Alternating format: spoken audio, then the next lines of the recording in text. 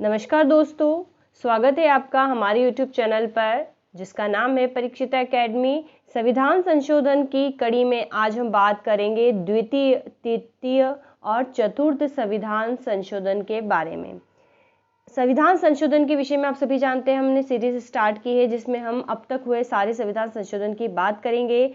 Exam के point of view से काफ़ी इंपॉर्टेंट है, चाहे वो यूपीएससी का एग्जाम हो, एमपीपीएससी का हो या फिर कोई भी कैटेगरी का एग्जाम हो, यहाँ तक कि अगर लॉ स्टूडेंट्स हैं आप तो भी यहाँ पर संविधान संशोधन जो है कॉन्स्टिट्यूशनल अमेंडमेंट्स आपके लिए काफ़ी इंपॉर्टेंट होंगे। चलिए तो आगे बढ़ते हैं बिना टाइम वेस्ट करे, लेकिन आपसे कहना चाहेंगे कि अगर आप हमारे इस यूट्यूब चैनल पर नए हैं तो चैनल को सब्सक्राइब करें और वीडियो को अंत तक देखें।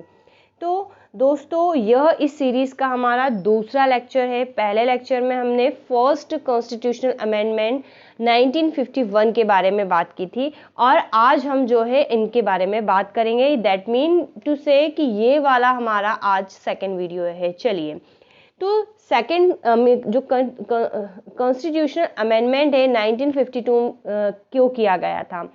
मुख्य रूप से आर्टिकल 81A(b) में संशोधन किया गया और संसद में राज्य के प्रतिनिधित्व को निर्धारित किया गया था कि संसद सदस्यों की संख्या जो है 500 से अधिक ना हो और एक संसद सदस्य जो है 7.5 लाख व्यक्तियों का प्रतिनिधित्व कर सकता था। तो ये वाला जो परिवर्तन है द्वितीय संशोधन अधिनियम संविधान संशोधन अधिनियम के द्वारा किया गया था। इसमें हमें मुख्य रूप से यही बातें याद रखनी है।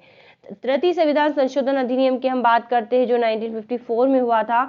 तो समवर्ती सूची की 33वीं प्रविष्टि में संशोधन किया गया। मूल रूप में प्रविष्टि में आवश्यक खाद्य पदार्थ के ऊपर जो नियंत्रण होता है उसको लेकर परिवर्तन किया गया था। पहले नियंत्रण की शक्ति किसके पास थी? राज्य को थी। तो इस संविधान संशोधन के द्वारा यह शक्ति जो है केंद्र को प्रदान की गई।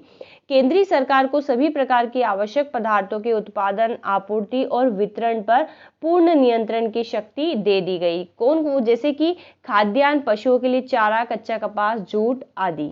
ठीक है, चलिए, तो इसमें भी हमें इतना ही याद रखना है। चतुर्थ संविधान संशोधन अधिनियम 1955 की अगर हम बात करें तो निजी संपत्ति के अनिवार्य अधिग्रहण के स्थान पर दी जाने वाली क्षतिपूर्ति की प्रमात्रा को न्यायालय की जांच से बाहर कर दिया गया। तो इस वाले कंसेप्ट को हम समझते हैं। तो ये वाला जो फर्स्ट वाला हम पढ़ रहे हैं, ये वाला वाद जाना जाता है बेला बनर्जी AIR 1954 SC 117 के मामले में।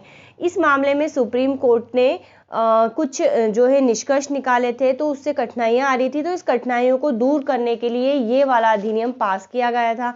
न्यायालय ने उपयुक्त वाद में यह भी निर्धारित किया था कि आर्टिकल 31 के जो खंड है 1 और 2 एक ही विषय के अनिवार्य वंचितीकरण से संबंधित है, इसलिए प्रतिकर देना आवश्यक है।